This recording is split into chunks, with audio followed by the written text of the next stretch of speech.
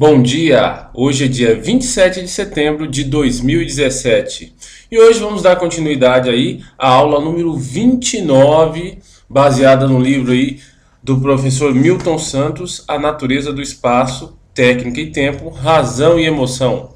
Hoje nós estamos na página 64 e esse capítulo, ele por si só já daria um livro, que é aí o sistema de ações. Lembrando que Milton Santos define a geografia lá como um conjunto indissociável de sistemas de objetos e sistemas de ações. E nesse capítulo ele vai falar da amplitude do que ele entende como sistema de ações. Então vamos pegar um trecho e lembrando-se bem que nesse capítulo eu tenho que ser mais sucinto e até me perdoem a palavra superficial possível, porque só esse capítulo daria um livro inteiro. Mas nós vamos buscar compreender assim bem por cima mesmo. Nesse áudio aqui, nessa videoaula, eu vou aceitar as críticas dos puritanistas lá, que realmente não tratou com aquela consistência que deveria tratar por causa da amplitude do tema. Então vamos lá. O ato não é um comportamento qualquer, mas um comportamento orientado no sentido de atingir fins ou objetivos. Então, nesse contexto, Milton Santos vai dizer que toda intervenção de órgãos ou atores sociais no espaço geográfico não é feito sem fins ou objetivos. Até aí não há novidade. Então, quando o Estado define a construção de uma estrada, define a construção de um rodoanel, define a construção de um aeroporto, ele tem fins e objetivos claros. Ele faz essa intervenção no espaço geográfico com fins e objetivos claros. Agora entra lá. A ação é um processo, mas dotado de propósito, no qual o agente, mudando alguma coisa, muda a si mesmo. Então isso é a parte subjetiva do processo. Então quando eu estabeleço a construção de uma via, de uma avenida, esse é o fim, esse é o objetivo. Mas o meio pelo qual eu justifico essa intervenção é que acaba mudando a pessoa em si. Vamos dar um exemplo mais prático, certo? Estamos aqui. Então nós temos um problema sério de árvores aqui em São Paulo. A reportagem sempre coloca essa ênfase. Então, quando há uma ventania, há uma chuva mais forte, as árvores simplesmente desabam aqui. Então, a reportagem é objetiva. Árvores caíram. Então, essa é a intervenção. É colocado um ponto que nós não questionamos. O fato é que a árvore está no chão. Mas a maneira pela qual, ou seja, os meios pela qual se apresenta esse objetivo é que acaba alterando toda a nossa percepção. Então, a árvore é colocada como um intruso. A árvore, quando cai, diz, olha, a árvore atrapalhou o trânsito. Então, a árvore atrapalha a fluidez da cidade. Olha, as árvores estão danificadas, precisa haver uma fiscalização maior e há mais árvores podres que precisam ser cortadas. A árvore derruba a fiação elétrica, o que atrapalha o dia a dia das pessoas e por aí vai. O objetivo é mostrar a queda da árvore, mas os meios pelos quais isso é feito induzem ao telespectador de que a árvore é um intruso na paisagem social, na paisagem urbana. Então, quando as pessoas passam a olhar para as árvores, elas passam a olhar para as árvores como uma ameaça iminente. Quando a árvore cai, mata uma pessoa. Quando a árvore caiu em cima do fio que fez com que o transeunte fosse eletrocutado. Peraí, mas não foi a árvore que eletrocutou o transeunte, foi o fio colocado pelo homem também. Mas a culpa sempre recai sobre a árvore. Então a maneira de colocar, o objetivo é claro, mas a maneira pelo qual se coloca esse objetivo transforma quem era vítima em vilão. Então a cidade passa a ser construída com o objetivo sempre de deixar as pessoas mais confortáveis. Mas os meios pelos quais se faz isso é aumentar a fluidez do capital, não das pessoas. É o capital que requer mais fluidez, não as pessoas. As pessoas preferiam andar numa rua arborizada com mais tempo do que ter pressa e andar numa rua sem árvore nenhuma. Mas a TV não mostra isso. Esse aqui é o ponto, certo? Então a ação é um processo, mas dotado de propósito, no qual a gente, mudando alguma coisa, muda a si mesmo. Em todo momento, quando essa árvore cai e ela é colocada como vilã da urbanização, nós somos alterados sem perceber. As pessoas passam a olhar para as árvores como uma ameaça ou uma ameaça à fluidez cotidiana delas. Por que você chegou atrasado no serviço? Porque a árvore caiu. E não porque a cidade foi construída sem fluidez e que para ter um pouquinho mais de fluidez é necessário sacrificar árvores que são tão importantes no nosso cotidiano social. Então isso vai alterando. Então ele fala que esses dois movimentos são concomitantes. Ao mesmo tempo que as pessoas são levadas a entender, e isso é bom, que a cidade tem que ter fluidez, mas não ao custo de cortar todas as árvores ou tirar as árvores do meio urbano, né? Então Marx e Engels falavam isso, do materialismo. O que é na essência o materialismo? É uma maneira de ver que estava confinada a uma classe social chamada burguesia, que com as intervenções feitas no passar dos anos, ela vai sendo ramificada para outras classes sociais. Então era de uma elite, uma burguesia, passa por uma classe média e no final desse processo ela está sendo ramificada para todas as classes sociais, principalmente as mais pobres, certo? Então a ideia de que é necessário aumentar a fluidez, a ideia de que é necessário aumentar os ganhos continuamente, independente do custo disso, é que dá essa voracidade ao capitalismo. E aí, continuando, a ação é subordinada a normas, escritas ou não, formais ou informais. E a realização do propósito reclama sempre gasto de energia. Então, traduzindo, toda vez que nós agimos, toda vez que esse repórter tem que fazer uma reportagem sobre árvores, ele tem uma norma a seguir. Qual que é a norma? A norma é que a ênfase deve ser dada à fluidez. Tudo que atrapalha a fluidez é considerado algo negativo. Então, se uma árvore cai e atrapalha a fluidez, negativo. Se há um protesto, mesmo que sendo legítimo, e nós já vimos várias reportagens nesse sentido, mas atrapalha a fluidez, é ruim. Olha, mas a causa é justa. Ah, mas não pode fazer isso na cidade, no horário de pico, atrapalhando a fluidez. Então a fluidez passa a ser um valor essencial no meio urbano. A fluidez de quem? É das pessoas? Oficialmente sim, mas subjetivamente é a fluidez do capital. O indivíduo só tem pressa de chegar ao serviço porque ele vai ser descontado às horas. É óbvio que vai ser descontado. Mas se a sociedade tivesse norma de que uma vez que tivesse protesto ou alguma coisa que impedisse a regulagem normal desse processo de fluidez, não se teria prejuízo ao comum. Então aeroportos fecham por neve intensa, por nevoeiro, e ninguém desconta o valor das operadoras ou das empresas de táxi aéreo ou de empresas aéreas. Então esse é o ponto. E quando ele diz das normas aqui, ó, então normas escritas ou não, formais e informais, e a realização do propósito reclama sempre um gasto de energia, nós investimos nisso. E nessa investida é que nós somos alterados, tendo consciência ou não. Então, de novo, se nós temos como objetivo aqui um ato que é construir uma casa, o ato em si é considerado o mais importante objetivamente.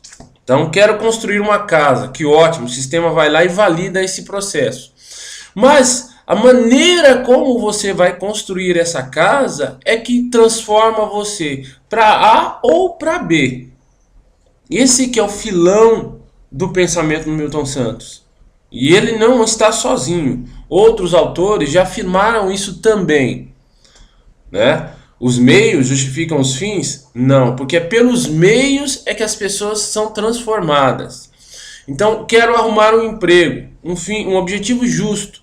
Mas se eu fizer qualquer coisa para arrumar um emprego, os meios me transformaram para atingir aqueles fins. Então, muita gente ganha dinheiro. Então, o objetivo é ganhar dinheiro. Mas os meios pelos quais você se utiliza para ganhar dinheiro alteram você. Então você pode ter um cara que é bem sucedido, que ele atingiu o objetivo de ganhar dinheiro e é um mau caráter. Por quê? Porque naquele processo, nos meios pelos quais ele utilizou para ganhar dinheiro, ele foi totalmente alterado. Então esse é o ponto. Voltando para o meio urbano. Então nós declaramos que o objetivo da cidade é aumentar a fluidez. O meio urbano precisa funcionar. As vias precisam ter fluidez. Nós fazemos viadutos, nós fazemos túneis, nós implementamos metrô, implementamos passagem única, fura-fila e outros mais. Mas os meios pelos quais nós nos utilizamos para que esses objetivos sejam implementados transformam a cidade num lugar áspero, num lugar não de convivência pacífica, um lugar de conflito, um lugar de animosidade. E esse é o ponto. O ponto onde nós vamos transformar o meio urbano numa área de conflito. E hoje o meio urbano é a área de conflito, né? E quanto mais esse conflito aumenta, mais nós temos normas, mais nós temos regras, mais nós temos leis, mais nós temos punição. Então nós chegamos no ponto onde nós entramos num outro colega nosso, muito legal, que é Michel Foucault, Vigiar e Punir, o nascimento de uma prisão. Então qual é a ideia básica do livro, as ideias do Michel Foucault? Está aqui, ó, Panopticon. Panóptico, que eles chamam, né? Mas geralmente o pessoal chama de Panopticon. É um termo utilizado para designar uma penitenciária ideal, concebida pelo filósofo e jurista inglês Jeremy Bentham. Então o que ele diz? Que essa construção dessa prisão, aqui a prisão, não, esse não, aqui, Panopticon, essa seria a prisão ideal. Por que essa seria a prisão ideal? Aqui, ó. Que o único vigilante observar todos os prisioneiros, sem que esses possam saber se estão ou não sendo observados. O medo e o receio de não saberem se estão a ser observados levam-os a adotar o comportamento desejado pelo vigilante. Por requerer um menor número de vigilantes, o sistema panóptico teria, segundo Bentham, a vantagem de ser mais barato do que os adotados na prisão da época. Então, o medo e o receio. Qual que é o medo e o receio das pessoas nas áreas urbanas hoje? Não ter sucesso. Não ter os ingredientes que o sistema considera básico para uma pessoa bem-sucedida. Um bom carro, bons restaurantes, viagens e por aí vai. Então, esse medo e o receio faz com que as pessoas adotem objetivos comuns. Então todo mundo quer ser bem sucedido, isso não é problema, mas os meios pelas quais elas utilizam para fazer isso torna esse processo de urbanização muito além da materialidade. Esse é o ponto. Aí a gente entra na filosofia. Milton Santos vai colocar isso aí. Olha, o sistema, ele coloca objetivos que são lícitos, que são inquestionáveis, que é um padrão de vida razoável para todas as pessoas que vivem no meio urbano. Mas a indução dos meios pelas quais as pessoas devem se utilizar para fazer isso é que é duvidoso. Então a mesma coisa daquele crente que quer chegar no horário na igreja, né? E é justo que ele chegue no horário, porque Ele é um cara que teoricamente quer fazer tudo correto, mas que ele é um louco no trânsito para chegar naquele ponto e dizer, olha, eu sou um cara certinho, chego no horário. Mas ele fecha todo mundo, grita, e alguém vai reclamar com ele e fala, tô atrasado pro culto. Então é mais ou menos isso. E isso, claro, altera ele. Ele acha que quando ele chegou no horário lá na igreja, ele é um cara certinho, mas a maneira pelo qual ele se utilizou dos meios para chegar até aquele objetivo transformou ele num cara péssimo. Então nós já vimos essa outra história representada em outras coisas. Aquela história do cara subir na montanha. Então o objetivo de chegar no topo da montanha é justo. As pessoas fazem isso pelo objetivo de chegar ao topo da montanha. Mas os meios pelas quais elas utilizam para chegar até o topo alteram o que elas são. Então, se o indivíduo faz uso de qualquer expediente para chegar, sacrificando colegas de trabalho, sendo egoísta, não dividindo a alimentação, não parando para ver a paisagem, não argumentando ou tendo prazer naquilo, altera a maneira como ele é. Então, ele pode alcançar sim o topo. Isso quer dizer que ele é um cara de sucesso? Se eu não me questionar os meios pelas quais ele utilizou para chegar àquele objetivo, eu não posso considerá-lo um cara de sucesso. Então, o mesmo se dá com a urbanização. O geógrafo ele tem que questionar os meios pelos quais o governo se utiliza para atingir aquela urbanização. Se os meios são escusos, e nós não estamos falando de corrupção nem nada, mas a maneira de enxergar as coisas, onde tudo me é lícito desde que eu aumente a fluidez. Isso é um problema. Diminuir calçadas, árvores, lugares de convívio social, praças, tudo isso vai transformar o meio urbano num lugar de combate. E isso é muito ruim para todo mundo. Então, esse é o ponto aí. Então, existiriam, paralelamente, três ordens. A ordem técnica, a ordem jurídica e a ordem simbólica. Então, a ordem técnica, nós já sabemos. Vou construir um viaduto. Isso é um dado técnico. A ordem jurídica é a que legitima isso. Certo? Então, olha, eu vou destruir todo um conjunto de casas, eu vou alterar a urbana, eu vou cortar bairros ao meio, eu vou diminuir a convivência das pessoas. Então, o objetivo técnico ele justifica tudo isso e a ordem jurídica a legitima. Olha, por que nós precisamos fazer tudo isso? Então, pessoas gastam 2 horas para chegar no serviço, tem problemas de trânsito, número de mortes nas marginais, né? O Estado é para preservar a vida das pessoas, então nós temos que aumentar esse escopo de preservação de vida das pessoas. E a ordem do simbólico. O simbólico envolve o objetivo que todos nós queremos. Em tese, quanto mais você tem fluidez na cidade, mais você o quê? Ganha dinheiro. Então aí entra as ideias do vigiar e punir, né? Você vigia e pune ou vigia e premia. Como é que é a premiação das pessoas na cidade? Grana. Então vamos lá no nosso amigo lá. Aqui, ó. Ostentação. Então toda vez que o cara adquire um Rolex, ele não adquire só um Rolex. Ele adquire toda uma maneira de ver as coisas. Quando o funk vem e os jovens aceitam a música, eles não só aceitam a música ou os objetivos da música. O objetivo da música é comprar produtos e ostentar. Mas não é só isso. Os meios pelos quais eles se submetem para fazer isso também altera o urbano. Altera tudo. Altera a maneira das pessoas verem as coisas. Tudo passa a ser objeto de negociação. Moral, ética, convívio humano, tudo sai. Tudo. Se perde tudo. E aí, aqueles valores que antigamente eram atribuídos única e exclusivamente aos capitalistas, que era a voracidade pelo acúmulo de capital, hoje passa a ser de quem? Das pessoas mais pobres também. Então, se um capitalista tem voracidade para acumular 2, 4, 5, 10 milhões ou bilhões, hoje um pessoal desse tem voracidade para acumular 200, 300 reais num sequestro, 1.000 reais. Né? E aí? Então aquela violência implementada por um grande capitalista, ela é transferida sem proporção, porque isso é desproporcional.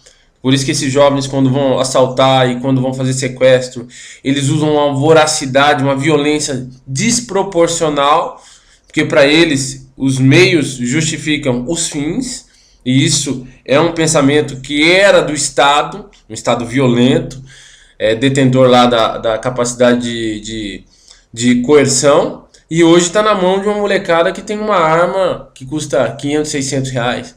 Então aquele Leviatã que nós falávamos, aquele Leviatã, ele foi transferido hoje para a molecada. Essa molecada utiliza a mesma violência. E aí depois na outra aula nós vamos falar sobre esse filme magnífico, né, Um Sonho de Liberdade, que fala também do Panopticon. Isso tem tudo a ver aqui com o sistema de ações. Só que nessa aula não vai dar, porque já estouramos aqui o limite, 20 minutos, e não fica muito grande. Agora entendendo, pessoal, não deixem, por favor, de avaliar a aula. Gostou da aula? Dá um joinha, gostei. Não gostou? Põe não gostei da aula. É importante fazer a avaliação para que nós tenhamos aí clareza se nós estamos atingindo os objetivos da aula ou não, ok? Se nós devemos ser mais didáticos, um pouco mais profundos e por aí vai, ok? Então até a próxima aula. Até mais.